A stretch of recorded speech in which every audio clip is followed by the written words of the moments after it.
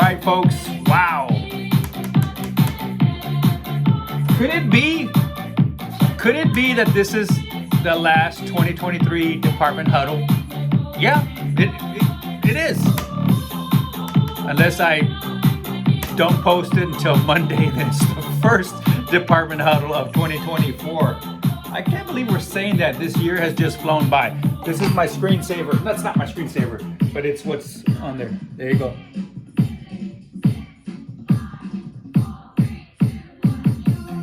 There you go. I hope everybody's having wonderful plans to bring in the new year. Just bring it in safely and come to work. All right, let me turn that down here. I would say let's give a lot of kudos away, but my kudos bucket is empty. I'm at zero. It's a day or two right before the year ends, and I've got to make sure I'm at zero. They watch us on that. They check us on that. So I'm proud to say all my kudos has been dispersed to everybody. So great job. Well-deserved kudos to everybody. We will have a trivia question coming up here worth 1,000 kudo points. Who's going to be awarded the first 1,000 kudo points for 2024? Okay, so more to come on what that trivia question is. I'm thinking. Okay, ready, folks? Let's do some birthday shout outs. Okay, here's a good trivia. Whose birthday is it today? Somebody is celebrating a birthday today during right now as we speak. Are they? It's almost 3 o'clock. Yeah, maybe they are. I don't know. Maybe they started early. So, for kudo points for 2024, whose birthday is it today? All right. So I can't give a shout out to that birthday, but let's give other shout outs to Liz. Liz celebrated a birthday. Brianna celebrated a birthday. Tyler celebrated a birthday. Manuel celebrated a birthday. And Chase celebrated a birthday. There's one more person that's celebrating, and their birthday is today. So, first one to put in the chat gets awarded 500 kudo points. That's not the 1,000 kudo points trivia that I was thinking about. That's going to come up here towards the end. All right, that music's giving me a headache here. Let me just turn it out. All right. It's getting old. Let me just put a stop to it. All right, there.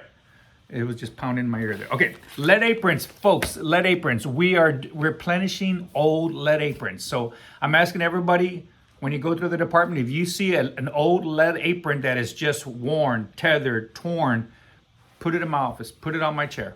Okay, I'll take it out of service. In the OR, please, as we round in the OR, as we go do cases, take a look at what's on the rack. If you see like, no, this is just worn out, grab it, bring it to me, put it in my office. I have to document it. I have to take it out of service, and OR will be replenishing next year for, basically, we've already taken, I don't know, 6 or 8. I think 8 out of service already. Ultimately, I think we can reach that that number up to 20, because there's a lot of lead aprons that are just old, worn, stained, tethered, and they're going to replenish those. Okay, so lead aprons. Portables. When you unplug portables, folks, not saying y'all do this, but keep in mind, most importantly, to grab it by the outlet itself. Don't pull on the cord and yank it out of there. These things aren't the highest of quality, the material, and they do rip, they do get frayed, and then we have to have a work order placed in. And somebody from Santa's workshop comes in and fixes it, okay? So yeah, keep in mind those outlets when we unplug a portable, grab it by the actual plastic, I don't even know what you call that, the outlet itself, not by the cord, okay? Work orders, we do have several work orders in. We have work orders in for a C-arm. MBS C-arm is not transmitting images. We don't know why. We've tried different cords, we've tried different C-arms, we've tried different ports, so that's still not resolved. What's the other one? A portable is not charging. That's in the work core. A portable is not charging. So we do have active work orders out for that one. C-arm number 1 gave an iris error. Thank you, Chris, for bringing that to my attention also, as far as any updates. So I've got emails and texts out to Monty to say, hey guys, I know it's the holidays, but we still need these items fixed, okay? Folks, please check your health streams. Log on to HealthStream. Make sure you are not going to be past due by the 31st. If come January 1st, there are some past due health streams. It is a documented write-up in terms of they weren't tended to. And I've mentioned that before. We must make sure our health streams are completed by the due date. We must make sure our CPR is completed by its due date. Our N95 fit test has to be completed by the 1st. So I've texted some of y'all out there already. So please make sure those are taken care of. Viz.ai. There's a flyer that I'm going to be putting in CT. It's just going to be for any Viz.ai issues you need to call. I don't see y'all using this. I really don't, because it's automated for a stroke alert. It sends to Viz.ai automatically, and you never hear any issues if they're not receiving them. It'll come to me. I do have it on. I do have the app on my phone. Where's my phone? It's right there. I have the Viz.ai on the phone, but I do have the support numbers. If you ever need them, just come to me. Viz.ai for aneurysm is now live. All our CTAs of the head are being titled Viz.ai aneurysm protocol, and the new tele group is reviewing those for also and trying to detect any aneurysms. Okay, so more to come on that. I know the new stroke alert protocol with the tele card coming over to CT, plugging it in, the evaluation of the patient in the CT room. I know we're not big fans of that because it delays our workflow and it puts everything to a standstill. And y'all have asked great questions like, what happens if there's a second stroke alert? That second person is going to have to wait till the first stroke alert is tended to, evaluated, scanned, then we go to the next one. Never say never, right? It can happen. You know, we can get a trauma alert and a stroke alert. It can happen, but we prioritize. Okay, if the stroke alert evaluation is in progress, the CTA head and neck is in progress, they call a trauma alert, that patient will be next. Give me 5-10 minutes, we'll get them off the table. They're next. It's all about prioritizing. In due time, hopefully by March 1st, as we go with the Epic, live Epic, we can say we have our second CT scanner up and running. We have had meetings. We are expediting the install of that. Your president, Lynell Scott, is on it, and she's leading that charge, and she wants that second CT scanner more so than we do. She does not want to hear CTs down. So she's on it. Okay, folks, I guarantee she's on it. Super user kickoff. Okay, we're all super users. Every single one of our super users. If I scan that close enough to the camera, do you think it'll ask to scan the QR code and then take you directly to it live? Anyway, take a screenshot of that. Go to the website, and not everybody sign up for the same class all at once. We can't have everybody. It's on Teams. Y'all can pile in my office. You can huddle around a computer. It's about an hour long, and it talks about Epic. A lot of us already know about Epic, right? Little hidden nugget there, but probably about a year ago, when did NCC go online? But when we went to Epic, that was a big transition, guys. It really was. And this transition, knowing that we were going to go to Epic soon, is just going to make that transition even smoother. I know CT has not been on Epic and NCC. MRI has not. IR has not, but ultrasound has, diagnostic has, the weekend shift, the night shift has. So it's we're going to be able to help our coworkers who have not had any experience with Epic. It's here, it's coming. We're going live March 2nd, folks. We have 2 months away, and we go live. So look at these flyers posted throughout the department. Log on for your first class, and we'll figure it out from there. We're all going to figure this out together because we're all going to Epic together, myself included. We talked about certifications due, HealthStream due. Wow, that's all I have. Thank you all so much for somebody put this on my office. Thank you so much. It didn't have a name on there. I'm trying to read the handwriting. I don't know, but thank you for the card. Thank you. I hope everybody had a wonderful Christmas. I hope the kids have had a good break and everybody got what they wanted. I hope everybody brings in the new year safely and what have you. 2024. Here we go. What do we have to reflect on 2023? All our Glint surveys were 97% complete or higher. 97% complete or higher. Thank you. Selfie contest was awarded to Radiology.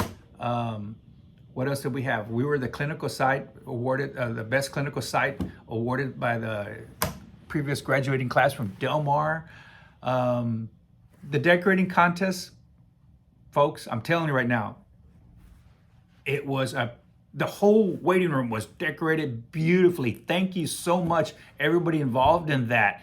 We're gonna get that catering, okay? It's gonna happen. It's going to happen. So, when is that catering gonna come?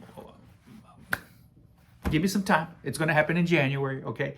Trivia question. You ready for that trivia question? For 1,000 Kudo points, for the first 1,000 Kudo points for January, which one of your coworkers, which one of us, 37 of us, soon to be 38, is going to be celebrating their birthday first? Who has the first birthday coming up? Obviously in January. So whoever that person is, you can't answer yourself, but whoever you think that person is the first to celebrate of your associates, put it in the chat. If you're correct, you get 1,000 Kudo points, and you'll get bragging rights on the next YouTube huddle of who answered that correctly. January 2nd is Tuesday. We have our newest addition. Vicky Barnes is going to be joining us. She's going to do orientation on Tuesday, so we won't see her till Wednesday. Let's get her trained up. Let's bring her on board. And 4 weeks from the orientation start, she's going to be on her own shift, on the weekend shift. Okay. We do have Victor Adame joining us. I've already let his home base know of his intentions to transfer to South. We're just waiting for that to open up. And once that does, he's going to be our weekend warrior also. Barring PTOs, then we just go to our rotation in that respect. Let's see here. A new process. Most importantly, guys, we're not at the 15-minute yet mark. Stay with the course with me, please. Folks, we have 4 transporters on staff. 4. One is Aaron on the weekends. One is Adrian on the evenings. That leaves us with Angela and Chase Monday through Friday, okay? Angela and Chase Monday through Friday. New guidelines going forth. I'm going to let dialysis know that they're not available to transport until the 9:30 mark when Chase comes in. On the days where we only have one transporter, or the time frames when we only in the morning, when we only have one transporter, we cannot help our neighbors out, because that takes away from our house patients, and it takes that person away from the front desk. We've got to tend that front desk when at all possible, okay? With 2 transporters and nobody on PTO on staff, I've asked Angela and Chase to station themselves out of the front desk, okay? We do get some downtime, folks. Okay, when there's downtime, there's no reason why we should have 2 transporters in the same area away from the front desk, okay? We can have one at the front desk and one on the floor. So look at our communication board, and if you see the time frames, if Angela comes in at 8, Chase comes in at 9:30, I'm going to empower them to come up with their own rotation and to alert the staff who's at front desk or who's on the floor. So take a peek at that front communication board, and so you know which transporter to contact first if you need a patient. If Chase is on the floor, which it could be Angela on the floor, it'll say there, contact them first. If you need them, because we just have multiple house patients, they won't tell you, well, call Angela because I'm busy. They won't tell you, well, call Chase, I'm busy. They'll just contact themselves. Hey, I've got 3 in queue. Have a patient come down for MRI. That's a perfect enough reason to leave the front desk unattended. They're really good about getting on the Vocera, broadcasting, front desk unattended, front desk unattended. That's when we hear that, that's our cue, folks, myself included. When we hear that, let's round. Make sure there's not a patient waiting at the window. Let's make sure the patients have been tended to.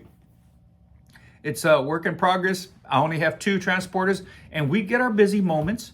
Okay, we do, when we have both of them transporting, whether it's to cath lab, whether it's dialysis, whether it's MRI, CT, nuke med, MBS patients. We have both of them on the floor actively bringing patients down. It's going to happen where the front desk is going to be unattended. If it's unattended for a good reason, because they both have patients in front of them, not because they're both away from the front desk chilling in the work core or wherever, So with that being said, I've asked Angela and Chase to make their own mini work core station themselves out of the front desk, okay, when possible. And then of course, when they're not, broadcast radiology unattended. More to come on that. Let's see how that process works. Pay attention to the communication board, who's at front desk and who's on the floor. Whoever's on the floor gets called. All right, folks. Thank you very much. I'm at the 15-minute mark on the dot. Happy New Year.